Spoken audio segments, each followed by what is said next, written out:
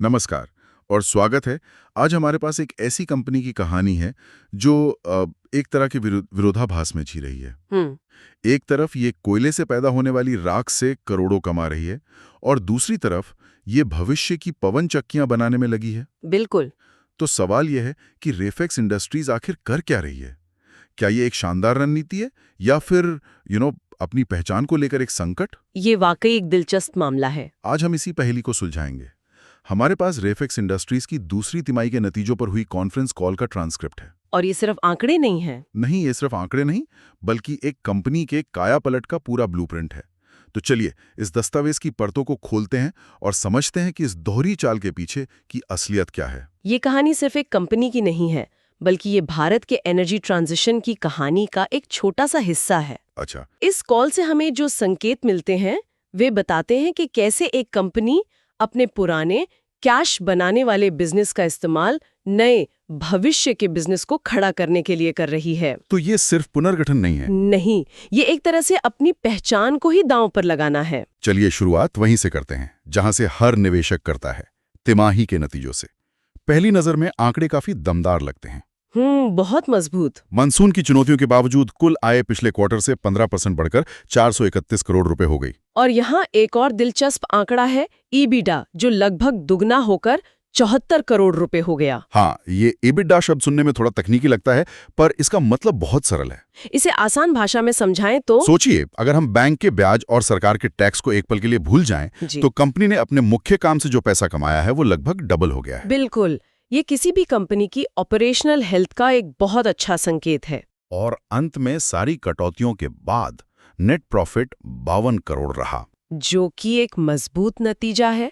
और सबसे ध्यान देने वाली बात ये है कि ये परफॉर्मेंस तब आई है जब देश के कई हिस्सों में मॉनसून की वजह से काम करना मुश्किल था। सही। ये दिखाता है कि कंपनी का बिजनेस मॉडल सिर्फ मजबूत ही नहीं बल्कि लचीला भी है। मतलब रेजिलिएंट है। हाँ, मुश्किल हालात में अच्छे नतीजे देना एक बहुत ही मजबूत नींव की ओर इशारा करता है। मुझे यही बात हैरान कर रही है कि कोयला और राख जैसे पुराने बिजनेस में भी इतनी मजबूती। हाँ, आम तौर पर ऐसे सेक्टर में 5 से 10% की ग्रोथ को भी अच्छा माना जाता है। बिल्कुल। चलिए इस मुख्य व्यवसाय की गहराई में उतरते हैं।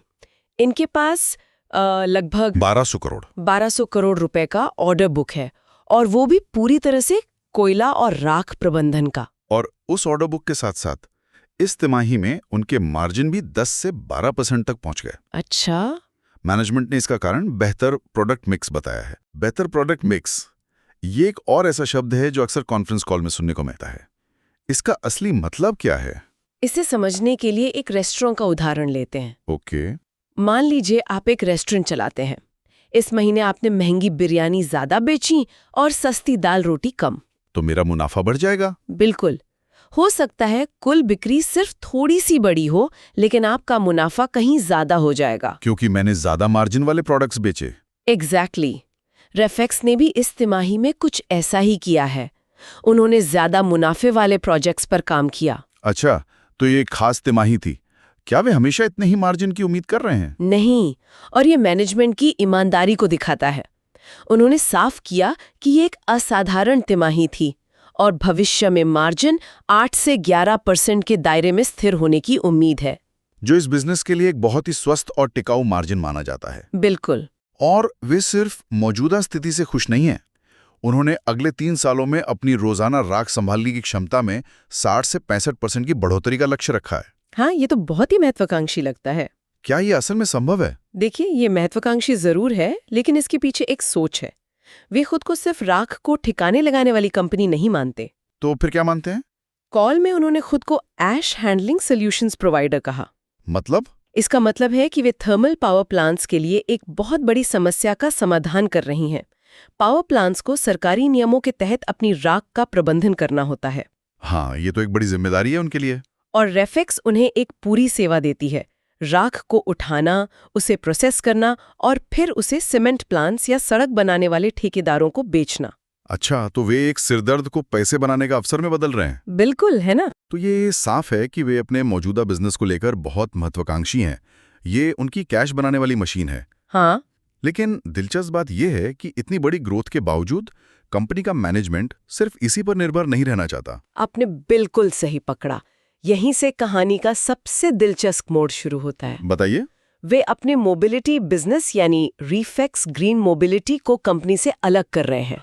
ओह, इसे रिफेक्स मोबिलिटीज लिमिटेड नाम की एक अलग कंपनी बनाकर शेयर बाजार में लिस्ट किया जाएगा। एक मिनट, जब एक बिजनेस अच्छा चल रहा हो तो उसे अलग क्यों किया जाता है? इसका असली मकसद है फोकस्ड वैल्यू क्रिएशन, मतलब हर बिजनेस पर पूरा ध्यान दिया जा सके ताकि उसकी सही कीमत और क्षमता बाहर आ सके। इसे थोड़ा और सरल करेंगे? जरूर।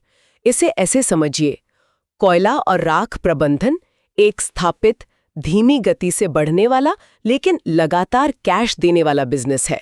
एक मजबूत कछुए की तरह। बिल्कुल। वहीं ग्रीन मोबिलिटी एक नया, तेजी से बढ़ने वाला और बहुत ज्यादा निवेश मांगने वाला बिजनेस है। एक तेज खरगोश की तरह। हाँ, दोनों की जरूरतें, रफ्तार और जोखिम का स्तर बहुत अलग है। उन्हें अलग करके मैनेजमेंट दोनों पर सही तरीके से फोकस कर सकता है। और निवेशकों के लिए इसका क्या मतलब है? जो लोग आज रिफिक्स इंडस्ट्रीज में निवेशित है, उनका क्या होगा? उन्हें चिंता करने की जरूरत नहीं है। यहाँ मिरर शेयर होल्डिंग का कॉन्सेप्ट लागू होगा। Mirror share holding? इसका सीधा सा मतलब है कि अगर किसी के पास पुरानी कंपनी के 100 शेयर है तो उन्हें नई मोबिलिटी कंपनी के भी एक तय अनुपात में शेयर मिलेंगे। अच्छा, तो उनकी हिस्सेदारी दोनों कंपनियों में बनी रहेगी? हाँ, इस पूरी प्रक्रिया में लगभग 6 से 7 महीने लगने की उम्मीद है। ये तो बहुत बड़ा रणनीतिक बदलाव है, लेकिन इसके साथ साथ वे कुछ चीजें बंद भी कर रहे हैं। बिल्कुल। पावर ट्रेडिंग का बिजनेस पूरी तरह से बंद किया जा रहा है। और रेफ्रिजरेशन बिजनेस भी? हाँ, वो भी बंद होने की प्रक्रिया में है। ये दिखाता है कि कंपनी में अनुशासन है। वे सिर्फ नई चीजें शुरू नहीं कर रहे, बल्कि जो चीजें उनकी स्ट्रैटेजी में फिट नहीं बैठती या जिनमें कम मुनाफा है, उन्हें हटाने से भी नहीं हिचकिचा रहे। लेकिन रुकिए, भारत का पावर सेक्टर तो बढ़ रहा है। क्या पावर ट्रेडिंग से बाहर निकलना एक अवसर खोने जैसा नहीं है? ये एक वाजिब सवाल है। क्या वे बहुत जल्दबाजी में बाहर निकल गए? देखिए, कॉल में मैनेजमेंट ने साफ किया कि पावर ट्रेडिंग में मार्जिन बहुत कम थे और ये उनके कोर बिजनेस से मेल नहीं खाता था। ये दिखाता है कि उनकी स्ट्रैटेजी सिर्फ ग्रोथ नहीं, बल्कि प्रॉफिटेबल ग्रोथ है। वे हर चमकती चीज के पीछे नहीं भाग रहे। सही बात है। वे सिर्फ उन क्षेत्रों पर ध्यान केंद्रित कर रहे हैं जहां वे मजबूत है और अच्छा पैसा कमा सकते हैं। एग्जैक्टली। ठीक है, तो उन्होंने अपने बिजनेस को साफ सुथरा कर दिया है, मोबिलिटी को अलग रास्ता दिया और कमजोर हिस्सों को हटा दिया। हाँ, लेकिन अब वे जो कदम उठा रहे हैं वो शायद सबसे बड़ा दांव है। बिल्कुल। वे एक बिल्कुल नए क्षेत्र में उतर रहे हैं, विंड टरबाइन मैन्युफैक्चरिंग। और वे किसी छोटे मोटे खिलाड़ी के तौर पर नहीं आ रहे हैं। वे सीधे सीधे सुज़लॉन और आयोनॉक्स विंड जैसे दिग्गजों को टक्कर देने की बात कर रहे हैं। एक मिनट रुकिए, ये कुछ ज्यादा ही आशावादी नहीं लगता?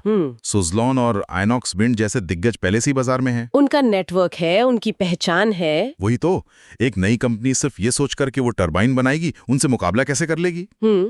उनके पास ऐसा क्या खास है? उनका दावा है कि उनके पास एक तकनीकी बढ़त है। कैसी तकनीकी बढ़त? वे 5.3 मेगावाट की टरबाइन बना रहे हैं, जो उनके अनुसार बाजार में मौजूद ज्यादातर टरबाइनों से ज्यादा शक्तिशाली और कुशल है।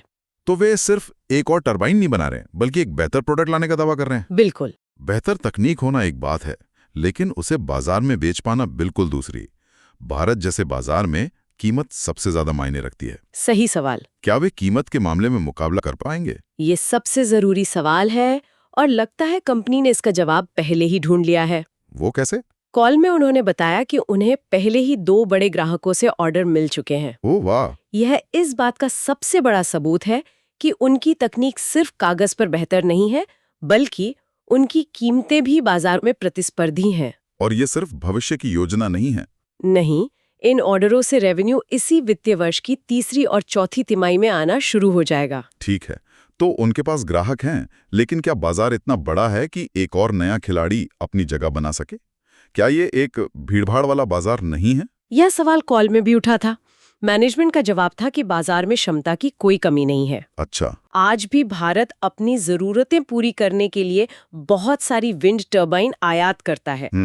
इसके अलावा सरकार नवीकरणीय ऊर्जा पर बहुत जोर दे रही है, जिससे नए विंड फार्म्स के लिए लगातार टेंडर निकल रहे हैं। तो मार्केट बढ़ रहा है? हाँ, उनका मानना है कि ये बाजार इतना बड़ा है और इतनी तेजी से बढ़ रहा है कि एक अच्छा प्रोडक्ट बनाने वाली नई कंपनी के लिए भी बहुत गुंजाइश है।